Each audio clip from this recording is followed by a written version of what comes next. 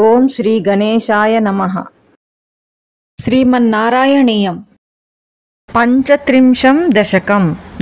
35 ಶ್ರೀರಾಮಾವತಾರಃ ದ್ವಿತೀಯ ಭಾಗಃ. नीतः सुग्रीवमैत्रीं तदनु हनुमता दुन्दुभेः कायमुच्चैः क्षिप्त्वाङ्गुष्ठेन भूयो लुलुविथयुगपत् पत्रिणा सप्तसालान् हत्वा सुग्रीवघातोद्यतमतुलबलं वालिनं व्याजवृत्या वर्षावेलामनैषीर्विरहतरलितस्त्वं मतङ्गाश्रमान्ते सुग्रीवेणानुजोक्त्या सभयमभियता व्यूहितां वाहिनीं तां वृक्षाणां वीक्ष्य दिक्षु द्रुतमथ दयिता मार्गणा यावनं राम सन्देशञ्चाङ्गुलीयं पवनसुतकरे प्रादिशो मोदशाली मार्गे मार्गे ममार्गे कपिभिरपि तदा त्वत्प्रिया सप्रयासैः त्वद्वार्ता कर्णनोद्यद्गरुदुरुजव सम्पाति वाक्य प्रोत्तीर्णार्णोधिरन्तर्नगरिजनकजां वीक्ष्य दत्त्वाङ्गुलीयम् प्रक्षुद्योद्यानमक्षक्षपणचनरणः सोढबन्धो दशास्यं दृष्ट्वा प्लुष्ट्वा च लङ्कां झटिति स हनुमान् मौलिरत्नं ददौ ते त्वं सुग्रीवाङ्गदादि प्रबलकपिचमू चक्रविक्रान्तभूमि चक्रोभिक्रम्य पारे जलधि निशिचरेन्द्रानुजा श्रीयमाणः तत्प्रोक्तां शत्रुवार्तां रहसि निशमयन् प्रार्थना पार्थ्यरोषा प्रास्ताग्नेयास्त्रतेजस्त्रसदुदधिगिरा लब्धवान् मध्यमार्गम्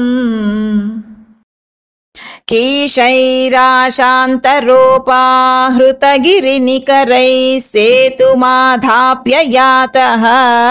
यातून्यामर्ध्यदंष्ट्रा नखशिखरिशिला सालशस्त्रैः स्वसैन्यैः व्याकुर्वन् सानुजस्त्वं समरभुवि परं विक्रमं शक्रजेत्रा वेगान्नागास्त्रबद्धः पतगपतिगुरुन्मारुतैर्मोचितो भूः सौमित्रीस्त्वत्र शक्ति प्रभृति गलदसुर्वातजानीतशैला घ्राणात् प्राणानुपेतो व्यकृणुत कुसृतिश्लाघिनं मेघनादम्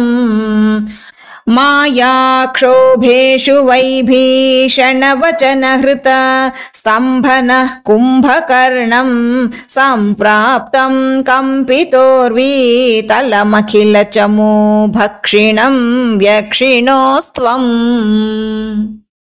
गृह्णन् जम्भारि सम्प्रेषितरथकवचौ रावणेनाभियुध्यन् ब्रह्मास्त्रेणास्य भिन्दन् गलततिमबलामग्निशुद्धां प्रगृह्णन्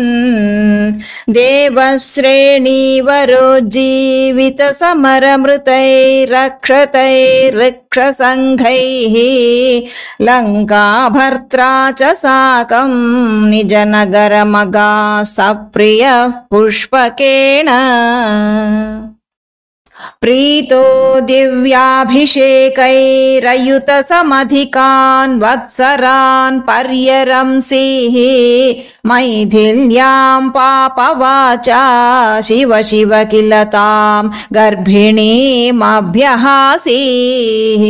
शत्रुघ्नेनार्दयित्वा लवणनिशिचरं प्रार्थयः शूद्रपाशं तावद्वाल्मीकिगेहे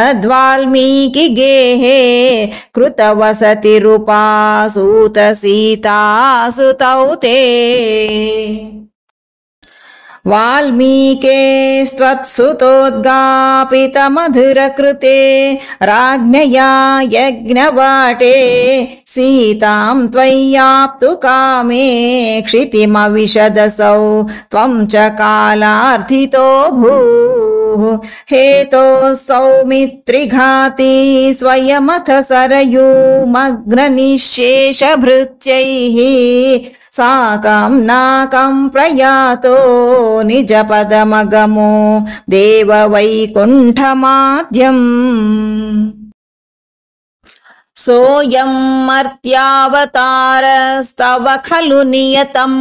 मर्त्यशिक्षार्थमेवं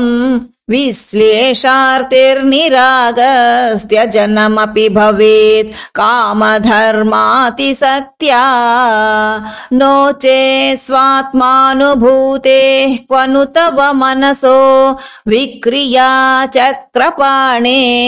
सत्वं सत्त्वैकमूर्ते पवनपुरपते व्याधुनो व्याधितापान् सर्वत्र श्री गोविंद नाम संकीर्तनम गोविंद गोविंद।